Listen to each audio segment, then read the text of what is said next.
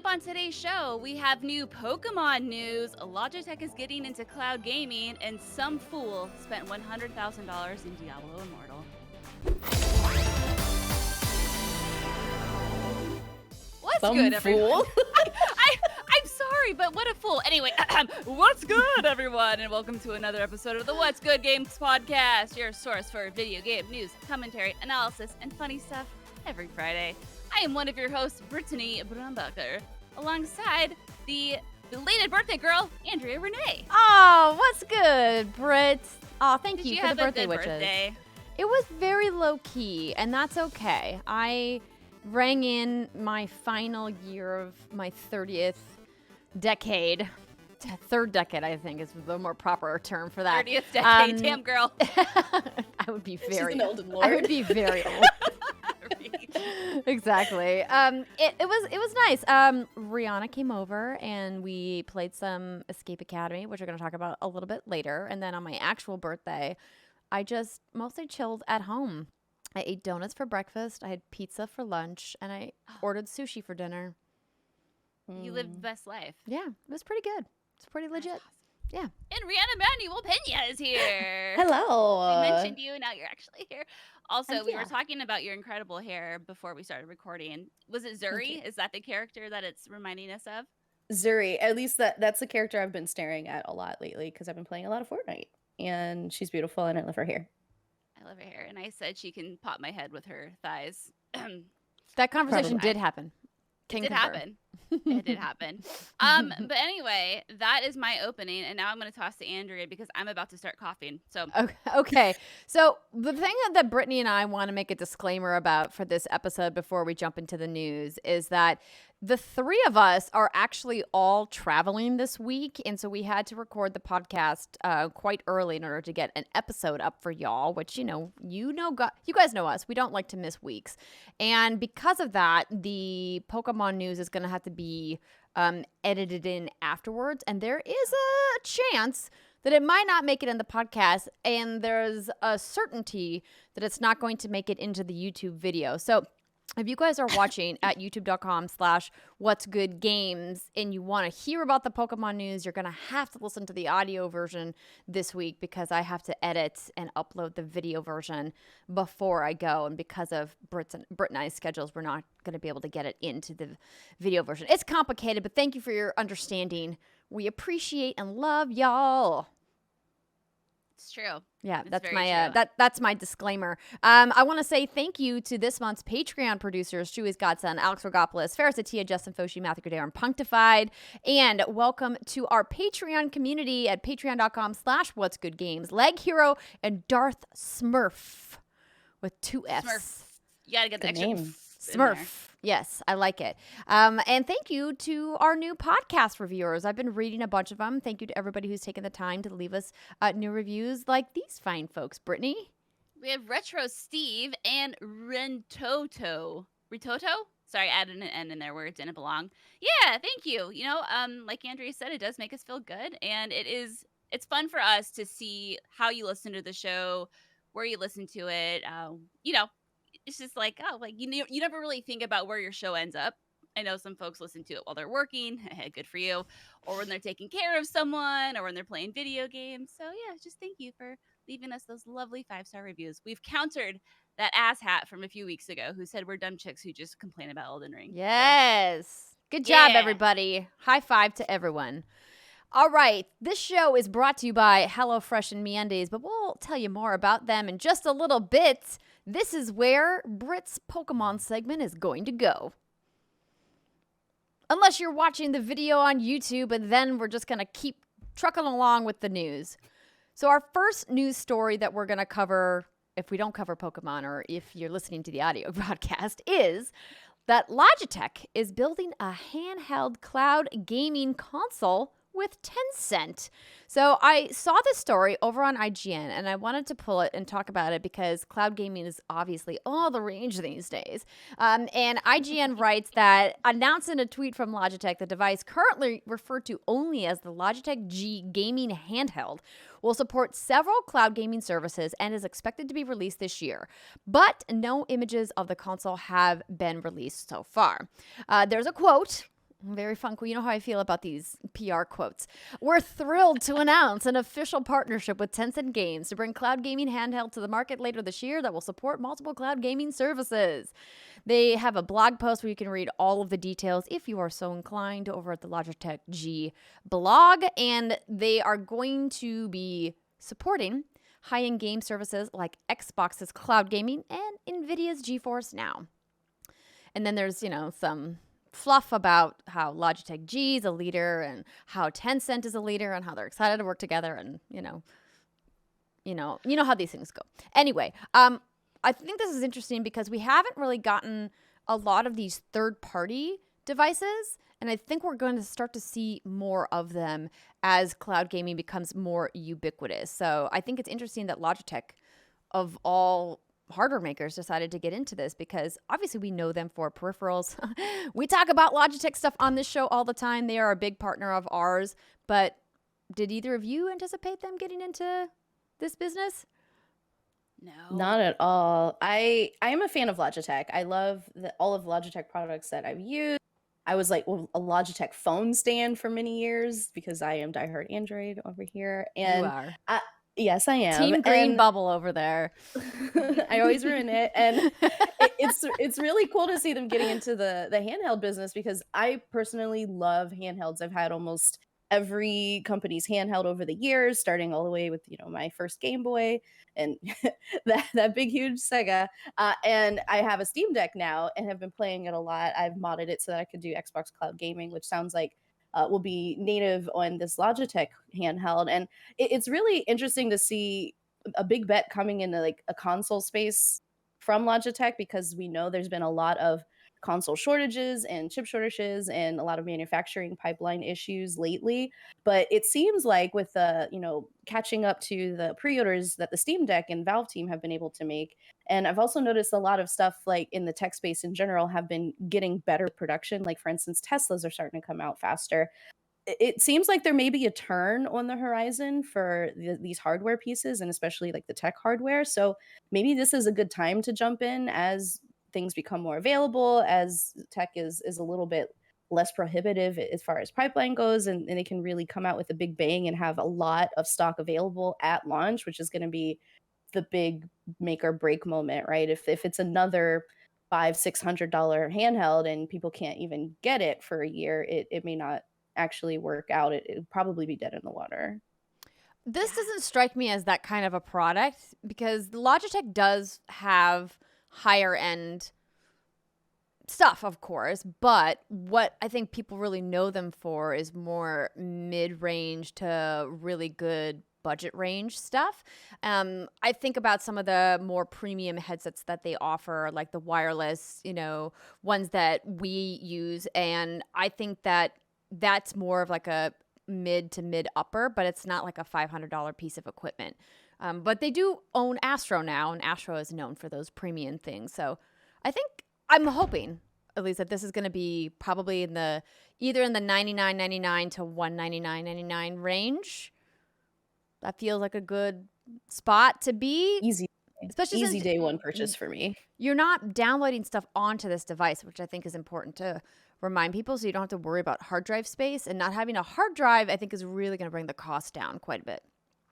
Yeah, I like the idea of this. I've had a lot of conversations by myself, ladies, about my favorite console, and I think at this point I have to say it's the Switch because of the portability. In fact, I'm reviewing Soul Hackers 2, and I thought for some reason that was going to be on the Switch, and when I found out it was Xbox and PlayStation, I was like, damn! Like I just really wanted to be able to take that game with me everywhere I go, especially like Andrea said at the top of the show, since we're all traveling this week. And so anything that lets me play anything portable, and I know Xbox has all of their like fancy play anywhere shenaniganry, but for some reason and I know the barrier to entry probably isn't that hard, but I still like have yet to really fully. I've played it with my Backbone, I played Yakuza, but it just seems so much easier to have like a dedicated device that's not an iPhone to play your games. And that's like what's really getting me all hot and bothered and excited. I'm like, okay, this could be really cool. Obviously the streaming, while it does have its pros, you don't have to have a hard drive.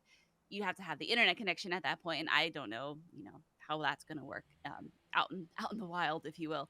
But no, like I'm gonna keep my eye on this for sure. I think this is something that I could use, that I'm down to try, especially if it is that 99, 199 price range. I think that's super affordable. Barrier to entry is low. I see everyone playing with their Steam Deck, and I have some FOMO, but I'm also like, do you know how much those are?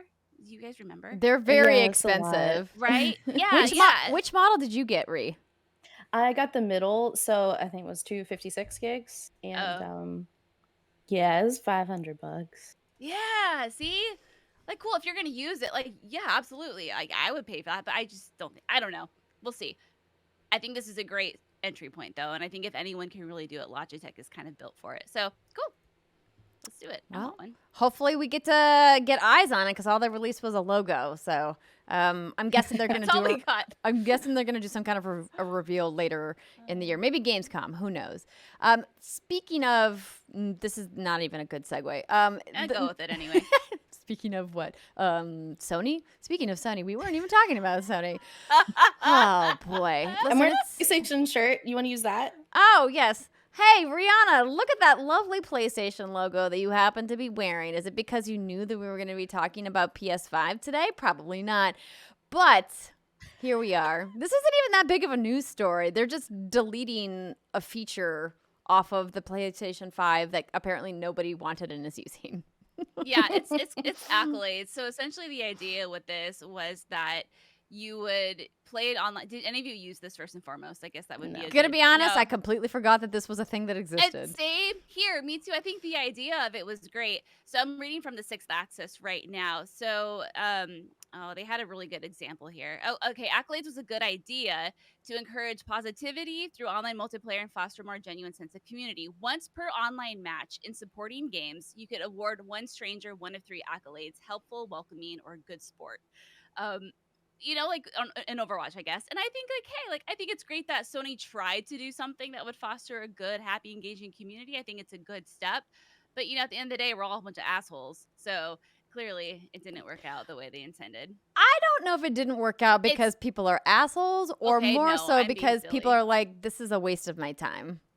There's just a barrier to entry there. You have to have developers who want to put the time into it, like that want to support it with their game. And I guess, Overwatch is a huge game, but I think if Sony had like that killer app game built from the ground up where they could really integrate it in, maybe tie it in some way, shape, or form, and then maybe it would have taken off. But yeah, like, hey, I'm happy they tried it, but I think it's smart just to like exit out. I honestly just believe humanity in general doesn't think to take time out of their day to give somebody a high five or a pat on the back. Assholes, Andrea, like I said. I don't think people are assholes. I mean, there obviously are assholes in the world. It's more about the idea that for some reason we as a community of human beings don't take enough time to stop and praise people for things. And that's just a cultural problem. And that is probably why accolades didn't work, because people are quick to complain about something that's bad or wrong, or somebody that was an asshole to them, right? Like report that player who was a dick or whatever. But people aren't quick to say, hey, this person was really cool and really nice. Why don't I give them an accolade?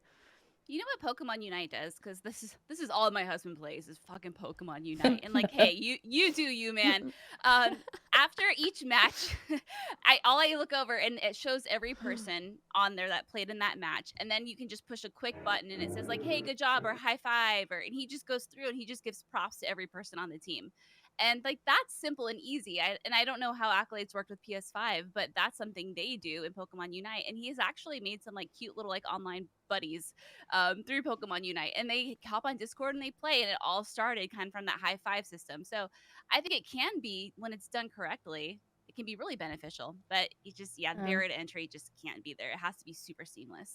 Yeah. The implementation in Overwatch is really seamless as well. It sounds a lot like what you're describing with Pokemon Unite, and it is very uplifting and encouraging. And Andrea, you're absolutely right. We should take more time to compliment each other out in the wild. I think the world would make the be world a better place. Yeah. And it's such an important, I'm not going to go down to the thing, but one of the worst bosses I ever had is, listen, at my job, I was really good at what I did. I was kick ass. I was like a new employee there, overperformed. I was outdoing everyone. But what happened over time is she never congratulated anybody in the team, not just me, but no one whenever someone would do something good. And like I was fresh out of high school, 18, working for like, this like government agency, and I wasn't sure what to make of all of it. So I needed the positive reinforcement. I needed that extra dose of confidence. But for 6 months, I was kicking ass, kicking ass. I made one little minor mistake and I got reamed for it. And Mm, it's that same sort of thing that we were just talking about. It's such an important tool if you're in a position of, power, if you're an employer, if you have contractors, or even if you're just a friend or anyone. I think it's just really important to try to point out the good that people do. And it's so easy just to focus on the bad because that's when our internal fight or flight kicks in. But if you don't have anything to complain about, that means someone is doing a good job somewhere. So recognize that. goodness. Exactly. Next story is all about Apex Legends. How are we talking about Apex again? What happened? I saw this, and I love you so much. I was reading it, and I was like, I don't get this. So I just posted it in the show notes, and then I put this little note. So I'm like, Reef, this isn't cool enough. We don't have to talk about it. But it sounds like it's cool enough that you want to talk about it. It's pretty cool. It's your typical update. So this comes from Eurogamer. It says Apex Legends Season 14 brings King's Canyon overhaul and level cap increase. So I won't read the entire thing because there's quite a bit here, but I'll point out what I thought was really interesting after reading a little quote here from Eurogamer. So it's Apex Legends 14th season, officially known as Hunted. I think I called it Survive before. And it's right around the corner, August 9th. It's following the unveiling of the new Vantage hero, who we've seen a couple of videos of right now.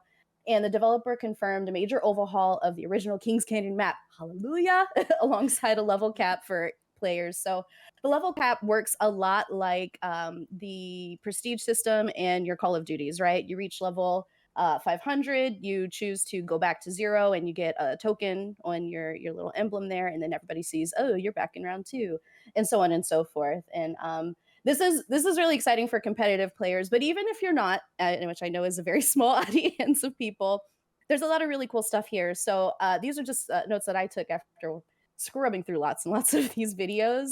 Kings Canyon is back. They've improved the rotation point, so you're not going to get picked off quite as bad, which is really great because Vantage is a sniper class, and she's going to have amazing sight lines. She has this really amazing zoom scope thing that I'll talk about in a second. It's going to be hard to run around from point to point in the map, so they've improved a lot of the cover throughout the environment in Kings Canyon. Reworked the points of interest, specifically Skulltown. It's back. It's now called Relic. Thank goodness, because we all miss Skulltown. Hands up, everybody, for Skulltown. Hands up. I don't know what I'm putting my hands up for, but it is so good. You. It's just like, it's literally one of the, sometimes I call it the meat market. There's another place in the map called the meat market. You literally just jump in there and it's chaos. Like I just need a quick game. I need 5 minutes to make sure that I can actually play this still. I'm just going to drop right in Skulltown, and it is chaos every time. So it's like the sweaty place on the map.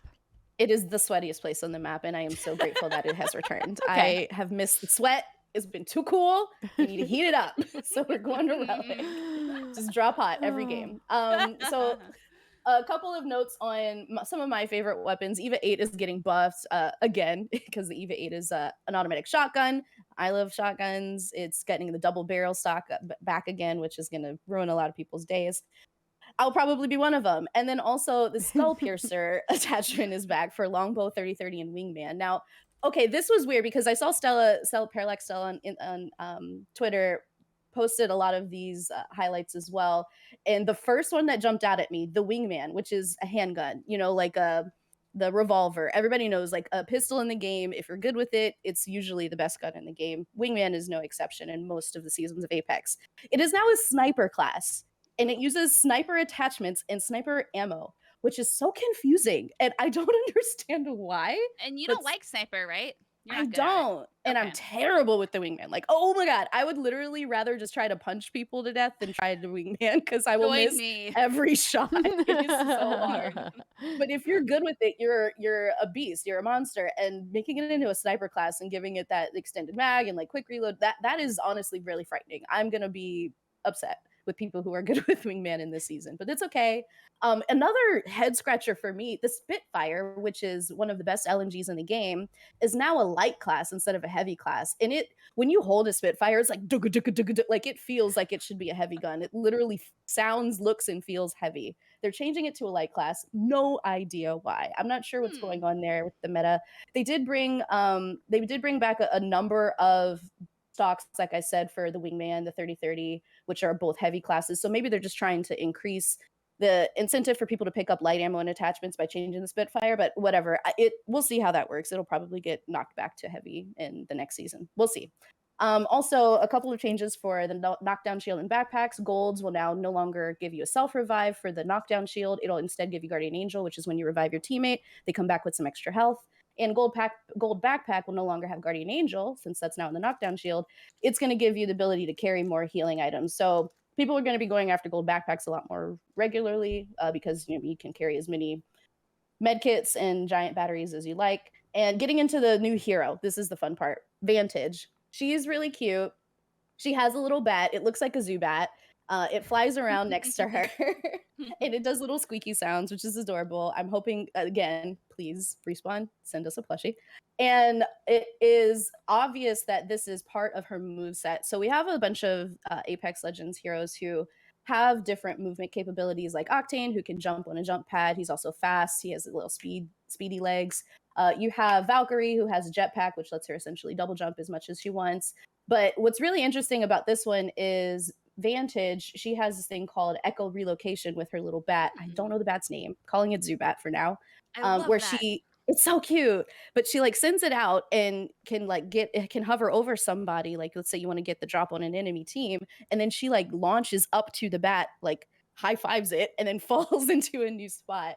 Cute. Which is really interesting because it's sort of like a jetpack, but then it's also kind of like a throwing your bracelet, like a Loba. It seems very similar to a lot of the other Legends movement sets. So we'll see what this one has as far as advantage over others, because it's mirroring a lot of the ones that we've seen before, but there's got to be something different about it. They wouldn't have made it part of her kit if it wasn't. So curious to see how that tactical works. She also has a really great passive. Whenever she zooms in, she can see all of all of the enemy character types. So figure out like what type of gameplay strategy they're going to do, how they're going to approach, and probably try to get the drop on you. And then she also has an ultimate gun. So this is similar to Rampart, where she pulls out a turret. This one is called Sniper's Mark. So her sniper will be on a timer. She has 5 shots, it looks like. And she can double zoom in to see enemy character names, distance, and their shield level, which is really, really good and useful, because if they're, let's say you zoom in, you see all white shields, you have a Fuse on your team, like in the little video package we have here on the YouTube version of this podcast. Fuse can just throw 1,000 grenades over there and you're going to down everybody. You don't even have to worry about wasting your ammo. So very, very useful scout class. Really interested to see how she draws in the meta with everybody else. And the Zubat is really, really cute. Zubat's name is Echo. I looked it up for you. It's Echo. Okay. Yeah. I'm probably going to keep calling it Zubat. I apologize. I love Zubat. No, keep with the Zubat, cute. Please. Yeah. It's very, very cute. All in all, it's a fun season. It's a really interesting new character. I have the suspicion she'll probably end up getting picked quite a bit, more like a Horizon, more like a Seer, where she's not going to fall completely out of meta immediately. But we'll see how mid-season updates go and whatever they end up doing with these class changes for the weapons, because they're absolutely bonkers to me. I love how Ree started this story with, I'm only going to talk about a few things from this update. That was only half of my list. Okay. I stand corrected. I love it. It's a really fun, it's an exciting update. Like, read up on it, get in and play. If you're in a competitive scene, you're going to be very happy. And yeah. That's fun. Great. I love the enthusiasm. I used to have that kind of enthusiasm for updates for Destiny and a couple other games, but y'all know, just not on my game as I normally am. But you know who is? This guy that dropped $100,000 in Diablo Immortal. Or is he? Sounds like content creator JT is all business is debating an attempt at legal action against Blizzard for his run in Diablo Immortal. So this story was over on Eurogamer, and there's been some wild stories about people spending money in Diablo Immortal. I've not heard yet $100,000. That to me seems like a very not smart decision. Feels like that's not a return on your investment. JT is all business. Yeah, how can you have that name when it's all business? If you're like, I spent $100,000 and I can't play with anyone now, so now I'm gonna sue Blizzard. Like, what the audacity of people? You know what I mean? Just, I don't get it. It's wild. So the story, the background is, the reason we wanted to point this out is because, one, it's a little hysterical that somebody dropped $100,000 in Diablo Immortal, but he apparently is in this bind because now he's in a matchmaking class that's so high above everybody else playing the game that he can't matchmake with anybody. And he's reached out to Blizzard to be like, you need to fix this. I need to be able to matchmake. And they're like, okay, bro, well, we heard you. We'll add it to the list. You know, wink, wink, we'll fix it. Okay. We got you. Yeah, it's interesting because they obviously have no obligation to tailor their matchmaking for a single player, nor should they, because that doesn't make sense from a development standpoint. And it sounds like the vast majority of people, according to Blizzard boss Mike Ybarra, are not spending any money in the game and having a great time. We heard recently that Activision Blizzard is doing well specifically because of Diablo Immortal, which comes on the heels of the news that Call of Duty has taken a big dip over the last couple of years. So I think like that's kind of like tried to balance things out for Activision Blizzard's portfolio. But I don't understand how do you even spend $100,000? I think spending $10,000 would be challenging. Girl, this dude clearly, or I don't know, JL's business pronouns, but I don't know, like, this person just must sit and, like, spend $100,000. I can't imagine that this person, like, you know, I'm not going to judge. Sorry, I am judging, but I'm not trying to judge, like, their personal lifestyle. Like, I'm fully judging. And clearly this person did it. Like, I looked up his channel, did it for content, right? For hashtag content, which is, like, no shame in that. But, like, at least when someone like a Logan Paul drops millions of dollars on Pokemon cards, he doesn't go to Game Freak and be like, you owe me my money back. That's what I'm saying. I mean, Blizzard's gonna have to build his own bots to fight him. Like, I don't know if anyone else is gonna spend $100,000 in this game. But you know, it's just absolutely wild. I mean, like you said, it's hilarious. Kind of a slow news week, but you know. Sorry, JT. Take the L, take the tax break, keep it rolling. It's funny. One of the comments on his video that this story is based off of says, it's from somebody, first off, called Existential Bunny, which is great. It says, way to go. Congratulations. You just made Blizzard see pay to win and microtransactions as viable mechanics and features in games. I'm sure they'll not just continue with shady practices, but double down on future games. I don't think that take is the right take, but I think it's a little hilarious that people are like, this is your fault that microtransactions exist. Oh, goes, internet commenters. "'Tis all business. Don't worry about it." Yeah, I think we all, at least now we have someone to blame. Yeah, JT all's business. JT, it's your fault. It's your fault. It's your fault, JT. Well, in case you missed it, no, that was it. That was the only one. As we mentioned at the top of the show, we are recording the podcast a little early, so any major news drops we will cover in next week's show. But for now, let's take a quick break, and when we come back, we're going to talk about what we've been playing. Stick with us. We'll see you in a minute. Welcome back to the second segment of the What's Good Games podcast. This is where we talk about what we've been playing and any preview of events we may or may not have been to. But first, I want to let you know that this week's episode is brought to you by MeUndies. Now, have you heard about the legendary underwear brand that's totally taken over the podcasting world? Famous for their buttery soft undies and bralettes, MeUndies loves podcasts just as much as you do. It's like you're made for each other. And you can get to know the underwear brand on every podcaster's lips. There's so much more than undies. And that is very true. I've talked about how Jason wears nothing but MeUndies shirts now, and he feels very high and mighty and spoiled when he walks around in his buttery soft shirts. And I will admit they are buttery and they are soft, and I have been known to steal them from him from time to time. And then he finds them in my closet and then he gets mad at me. But they really are just that big, loose, comfortable shirt that's been so perfect right now. For me, anyway, he has the men's extra large. And especially in this heat that we've been having over here in the Pacific Northwest, I've been wearing big, loose, comfortable shirts, and I've been wearing the MeUndies boy shorts because they are tight and they are short and they are cool, which are all important when you are chasing around your 14-month-old around the house. Because where does he get all this energy? I couldn't tell you, but they are incredibly comfortable and they are my go-to loungewear. And now everyone knows MeUndies for their super soft undies and comfy bralettes. But did you know that they make other stuff too? Well, you do, because I just told you about their t-shirts. But we're talking durable, cushy socks that will make your feet sing. We're talking super stretchy loungewear. We're talking daily tees, shorts, and rompers that add a little silky softness to your everyday. They even make hoodies for your dog, so you can match every important person in your life. This is happening with Reb.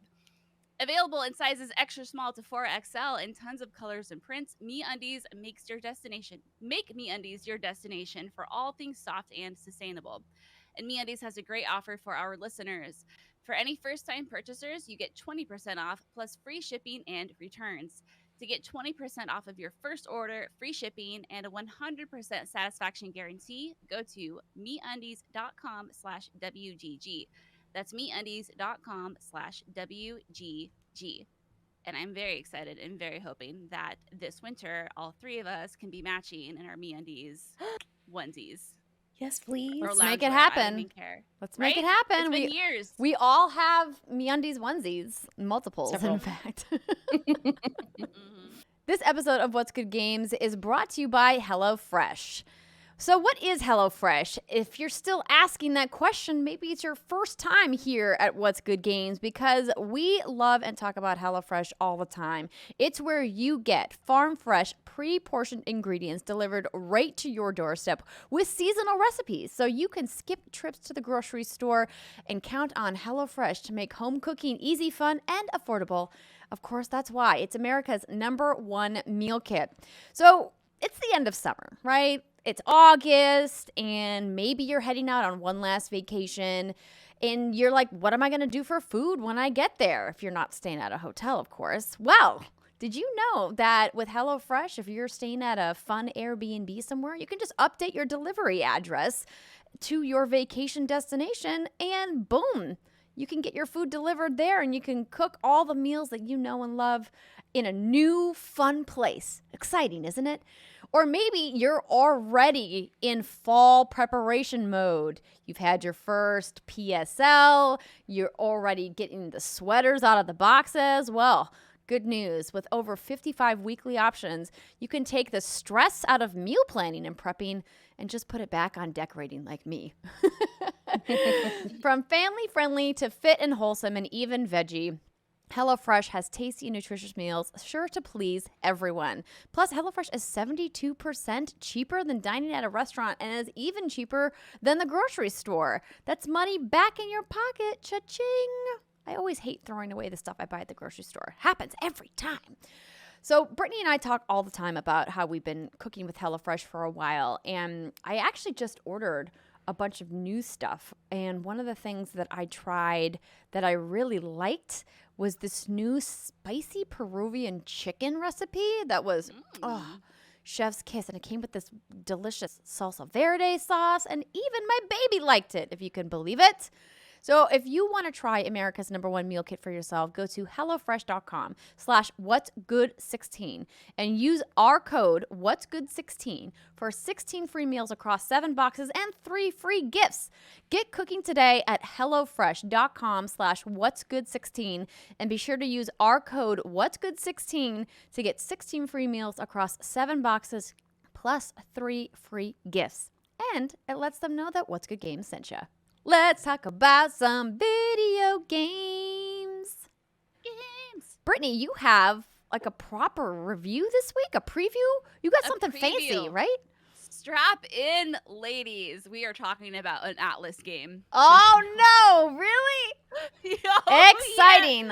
I mean, exciting. This is the best news ever. That's totally what I said instead. No, like get comfortable, just let your eyes glaze over, just grab a beverage. Like I'll be talking probably for the next 10 minutes by myself. It's all good. No hard feelings here. I'm talking about Soul Hackers 2. So first of all, thank you, Atlas, so much for the code. It's like, you know what I like. So this game is out August 26th for PS4, PS5, Xbox X, S, and One, and Steam. And Soul Hackers is part of Atlas's Megami Tensei series. Now, if you're like, what the hell is that? Think of Shin Megami Tensei, think of Persona, and Devil Summoner is part of Soul Hackers is part of the Devil Summoner series. So, and there are some spin-offs in there like Tokyo Mirage Sessions, but I'm not going to get too down that rabbit hole. So you kind of know what to expect when you are playing a Megami Tensei game. But Soul Hackers 2 is a sequel to Devil Summoner Soul Hackers, which was released in Japan in 1997 and was only ported here in the West in 2013. So this Soul Hackers 2 is a sequel to that 1997 game. So it's been a minute.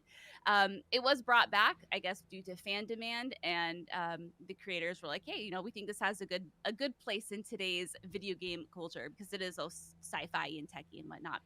If Persona is like the teenage angst of the Megami Tensei series, and Shin Megami Tensei is like the post-apocalypse, this is the sci-fi branch of that.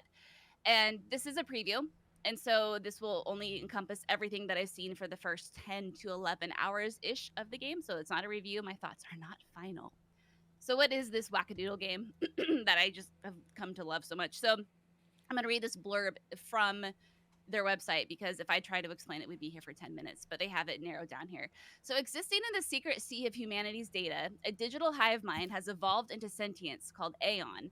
Observing humankind from afar, Aeon calculates that a world-ending disaster is imminent and creates two agents to combat against it, Ringo and Fige.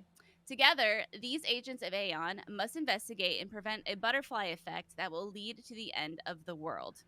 And so you play as Ringo, and you are, like I said, sent to prevent the end of the world. Should be easy enough. You just need to prevent a couple deaths with your partner. I think it's Figu is how you actually say her name. But of course, nothing goes according to plan, and you have to use this ability that Ringo has called Soul Hack, which allows you to restore a human's heart and soul by triggering their regret and death. So you can kind of resurrect them, and they are. You have to kind of work backwards. I'm gonna try to keep this very vague, but just so you have an idea of what the story is about. They kind of have to work backwards because again, things haven't gone according to plan, and they have to figure out why were these people targeted, why are they being assassinated, and they've come to learn about these things called covenants, and essentially there are several of them and they are attached to several different people, and they can leap from person to person, and it's kind of like whoever gets all of them together has a lot of power. Think of like the Triforce, my fellow Zelda fans, just keep it at that. So when you think of a Megami Tensei series game, there's a few things that I really am interested in. And now I knew nothing of Soul Hackers before I played this game, but I do love me some Persona. I do like Shin Megami Tensei. So I was very interested in this. And one of the staples is the combat of this game. So obviously, like, you have your dungeons that you're going through, like, and you're making story progress as you go through dungeons and whatnot. And I would say that, well, let's just start with the dungeons themselves. I would just say the dungeons have been the biggest disappointment thus far. And I think the reason for that is when you play Persona, and again, Persona is the most popular game in this whole like little series here. And it's for good reason. I feel like Persona just gets buttloads and buttloads of attention and care given to it. And this, while it has a lot of the same elements, it doesn't feel like as much effort went into this. And I mean, I understand that. Like, this is kind of, you're resurrecting a new IP, and you don't want to probably put all of the money into it like you would Persona. But in Persona, you have all these different dungeons, right? And they're all themed after someone's like heart or their inner turmoil or what's going on in their life. So far, in the only 3 dungeons that I've come across, they all look the same, but they're supposed to be reflective of that character's psyche that you are delving into.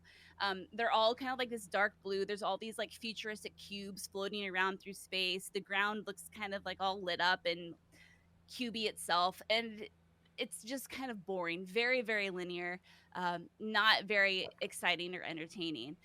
But what does make it fun is, again, like the combat, and this is the staple combat, and I think it's called the one more turn system. It's the thing where every enemy has a weakness, and you exploit that weakness to your strategic advantage. So let's say I'm fighting Andrea and Ree. Andrea's weak to ice. Ree's weak to fire. I cast ice on Andrea. I cast fire on Ree. I get to go another turn. And in this game, that turn is called Sabbath. And you essentially summon all of your demons that have inflicted a weak attack against someone, and or attack that's strong against another enemy, and they all like go at him. It's like the Persona 5 all out attack, I think is what it's called. But it's still fun and it still works, and it's the same system that you've come to know and love, with a few tweaks here and there to make it fit this theme of sci-fi futuristic shenaniganry. Upon entering a dungeon, all of your demons will leave you, and you can use them in battle at any time, but they will leave you, and you'll find them scattered throughout the dungeon. Maybe they have found items for you. Maybe they have recruited another demon along that wants to join your party. There's no that I've come across yet. No, oh god, what's it called? Hold up. It's not called that in Persona 5, like where you actually like interact with the demon, answer some questions, and it joins you. This one is more so your demons find the other demons, and then they want to join you that way. But it's still fun. I mean, it is what it is. It's not like the most engaging system, but again, dungeons probably are my least favorite part of this game, but the combat is really fun. Um, Other than the dungeons and the combat, there's actually, let me rewind a little bit. My one biggest piece of advice, if you're considering this game and you are a fan of these sorts of games, get past the first dungeon. And I say that because I was really struggling to enjoy this, because but when you're in the first dungeon, you can't teleport out instantly. You can only use portals within the dungeon, and then you have to portal to the beginning of the dungeon, leave the dungeon, and then portal back to use the safe house where you rest, because there are no like instant heal portal healing auras, anything in this game. So if you want to heal, you have to like physically leave the dungeon and then load out, load back in, and it's really stupid mechanic. I don't know why they do that, but it does get better when you learn the ability to instantly teleport out. You cannot swap out demons during your first dungeon, and you cannot fuse demons. Once all of that opened up to me, my enjoyment of the game just dramatically increased, because that's the fun strategic element that I love with the combat of this. And the game isn't so hard, and it's not super easy. It's a nice little blend in the middle. Um, I was playing it on normal until like the last 1% of my time in the preview. And then I bumped it down to knocked it down to easy, because I just didn't want to do all the grinding. Like, if you have someone who has the time to do the grinding, absolutely, you go on with your bad self. You're gonna love it. But those days are long past me. So, but what I will say is it's not overly difficult. It's a good challenge, but it's nothing that's gonna like make you. I was gonna say rip off your underwear in frustration, but I don't know anyone who's ever done that. Rip off your underwear in frustration. That's a new one. It is a new one. A few more things that I want to talk about are obviously the characters and the relationship building. Again, really important to these sorts of games. So you do have your party of characters, and they are so fun and so well written. The localization team has just done a killer job. No surprise there. And I think those relationships and those characters are really what's going to carry this for me. The story is interesting enough, but it's nothing mind blowing. But watching each of these characters grow and learn more about them, you're learning more about them through obviously the main narrative, but then you also have a hangout you can do at a bar in the game, and there's these carefully crafted one-on-one conversations you can have with them, or you can have everyone together where you're chatting with them.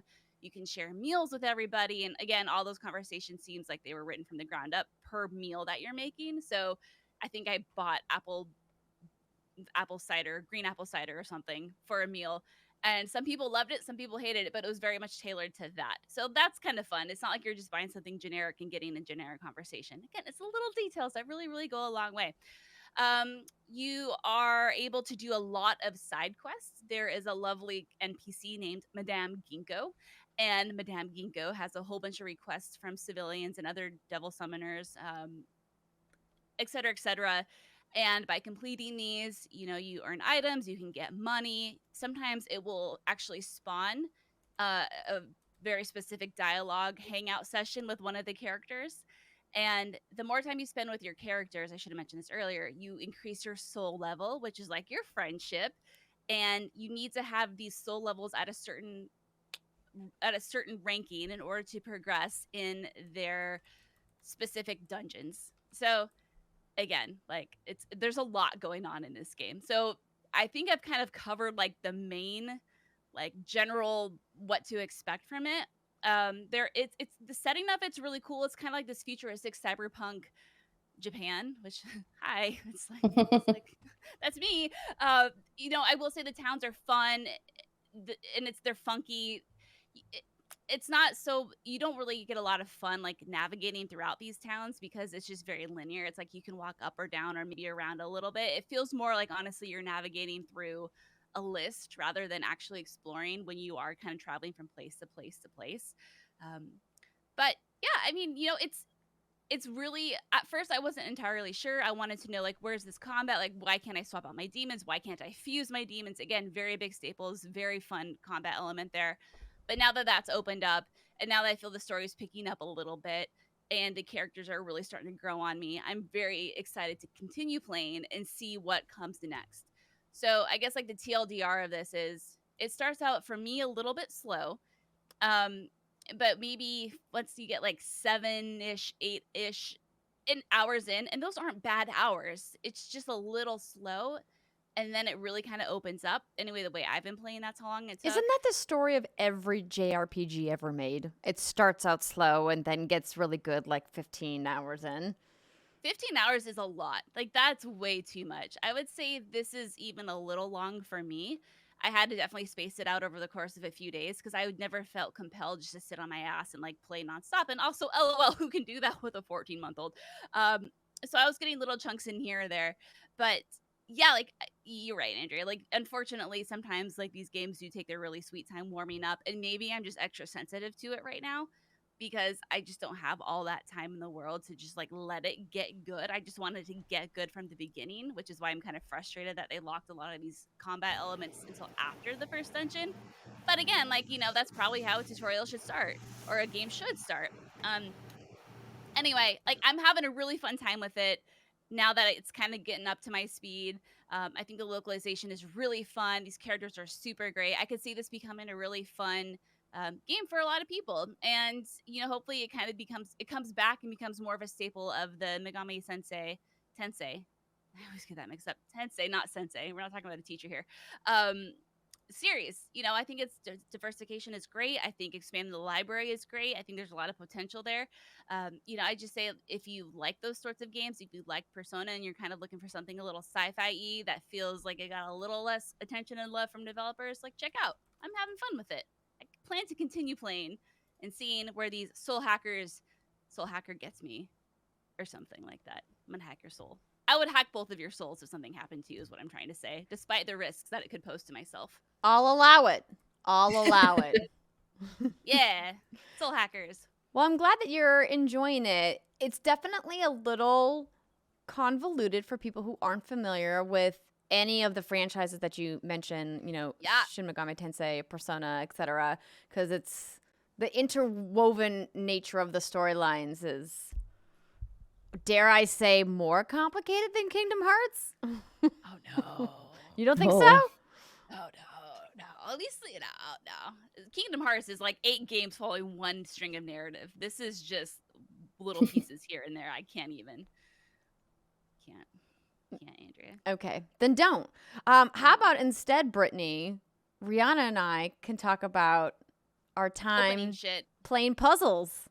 Yee. Let's do it. Yeah, so we have been talking about Escape Academy, or talking about playing Escape Academy together. And if you follow me on Twitter, you saw that I posted a little short clip of our longer unboxing that we did for this really cool thing that the folks at IM8bit and Skybound Games sent us, and Quinn Crew, of course, the developers of the game. And here on youtube.com/whatsgoodgames, you can watch the full unboxing, which I still cut down by like 50%, and it's still long because solving puzzles live in front of people is stressful and difficult. But also, after a few drinks, maybe our brains weren't as sharp. but we got there. We got there. Exactly. Rihanna and I talked about Escape Academy the first time after Summer Game Fest play days. And this isn't, though that wasn't the first time that we got to see the game. And I'll show you guys a little bit of B-roll from one of the trailers here.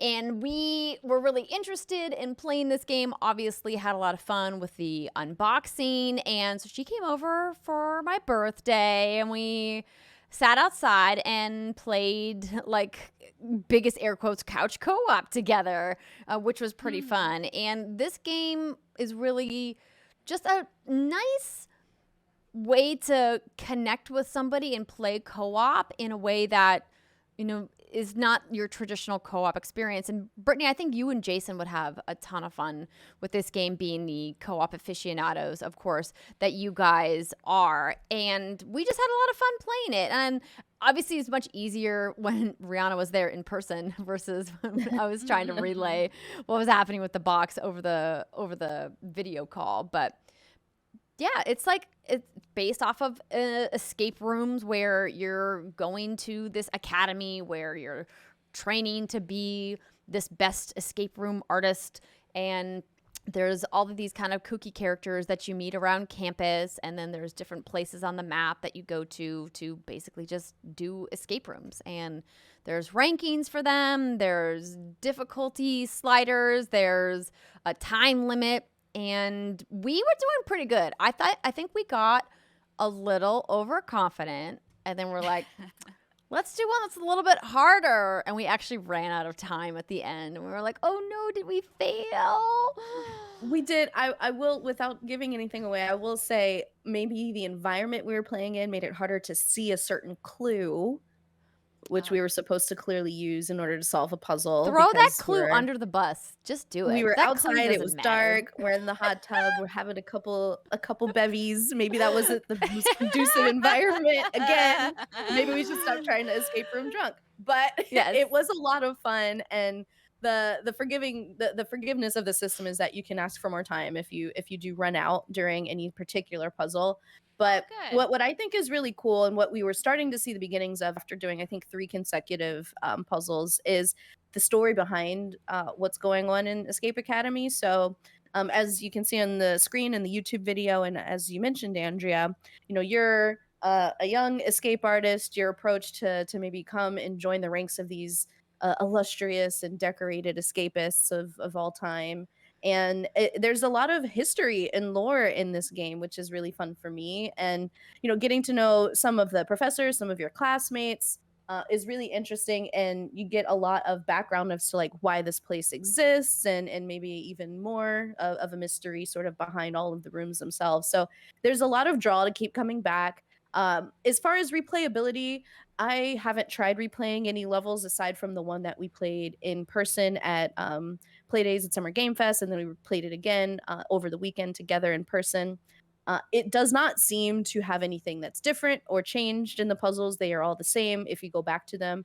You could probably try to beat your time, and you are able to skip some steps and go straight to solving a puzzle if you already know the answer. So let's say you're just brain on max and you're just level 5,000 thinking, you can just go straight to the end and put the code in and get through without going through each of the puzzle steps. However, you do get credit for solving each of the puzzle steps, and they give you specific times. It's like, oh, you spent 4 minutes on this lock, or you spent 2 minutes unscrambling this puzzle, and it'll give you additional points going that contributes to your overall score. So you get a grade at the end. You know, most of ours were A+. There was 1 B. That was we don't talk about the B, Rihanna. We agreed that B was to die in a fire. I mean, that B wasn't necessarily our fault, but you do get graded, right? So it playing into the theme that you're at this university, you're studying to become, you know, a graduate of this Escape Academy, and it's all very fun and very well put together. So y'all talk about co-op a lot, and I know you've talked about this before, but please remind me, can you play this by yourself? Yes. Yes. Okay. You can absolutely play by yourself. And there's online and local co-op. And I just had my phone up and I was writing notes down on my phone, but there's definitely instances where you'll want to like draw clues out. So having a pen and paper is probably better. Ree did mention we could draw stuff with apps on our phone too if you don't have paper handy, but I like the physical shit. yeah, same. Okay, so now that you've played couch co-op air quotes and local and online, whatever, what is your preferred way to play this? I think couch co-op is way more fun. Okay. Obviously, online co-op is a great way to play if you're playing with somebody who's not physically in your location, right? Because you each see everything and you can pass items back and forth in the game. So that you can hand items to people, even though we didn't get to a puzzle yet where one of us was like barricaded and we needed to pass something. It was kind of like, well, why don't I just go over there and put the item in? But it is an option. But I mean, obviously doing something in person is fun. And there's not really a lot of co-op games that incentivize you to play in person. I think, you think of couch co-op party games like your Mario parties and whatnot, but there's not like a ton of those, But you're the co-op expert, Brittany. Well, I've played a few in my day. I'm really excited to play this. I just got to pull my ass away from Elden Ring. We're still playing that. We're like 50 hours into that bitch by now. So, yeah, this looks fun, though. And I like the couch co-op aspect of it. I don't think you've been to my house, but Andrew's been to my house. You know how we have that big theater projector screen? Like, that's one of our favorite ways to play games is snuggled up on a couch. Because right now we have to sit 100 yards away from each other pretty much in our living room. But that's why this sounds good. It sounds chill. It sounds kind of warm and fuzzy. It sounds like it can get stressful or can't. Well, I mean, you're working against a timer, and there's one level that we thankfully played at the preview event at Summer Game Fest, so we knew how to solve it. But it's a level where there's water coming into the area where you're trying to escape from, and so the idea is like, well, if you don't solve it, are you going to drown? ? Don't know. You can't ask for more time at the end. There's a continue where you get 5 more minutes, or there's a fail where I assume that you just get kicked back out to the overworld and you have to start the puzzle all over again. Got it. Would be my guess. Cool. But we didn't get to the true fail state, at least not yet. So, but we only have about a third of the map like uncovered, a third to half of the map maybe uncovered. So I imagine that as you go through that the puzzles get increasingly more difficult. But I appreciate that, much like the little box that they sent over, that the puzzles aren't something that you need intricate knowledge of. It's not like there's not like a trivia component, and it's not something that's so obtuse that you're not going to be able to discover what it was. It definitely felt like we had everything at our disposal that we needed to solve the puzzles, which I think is great. Cool. I'm stoked. Yeah. Yeah, I love escape rooms. I haven't done one, since in the olden times, the olden days. Before time. No, it definitely feels like an escape room in minus the trivia bit, as you mentioned, Andrea, but it is really approachable and a lot of fun. Yeah. I would highly recommend. I want to keep playing. But it's just like a nice little indie game, as we mentioned, from Coin Crew Games, published by I Am 8-Bit and Skybound. And, if you're looking for something fun, it's a fun party game. You can have some friends over, have some libations if you're so inclined, and, struggle with some of the puzzles once the libations are really flowing. I will say that picture of replaying is fucking sick.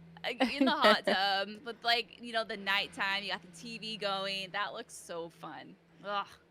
Come on down, Brittany. We'll make it happen. Yeah. Soon. We shall make it so. You can play video games out and be outside at the same time. If only child Andrea knew that was possible.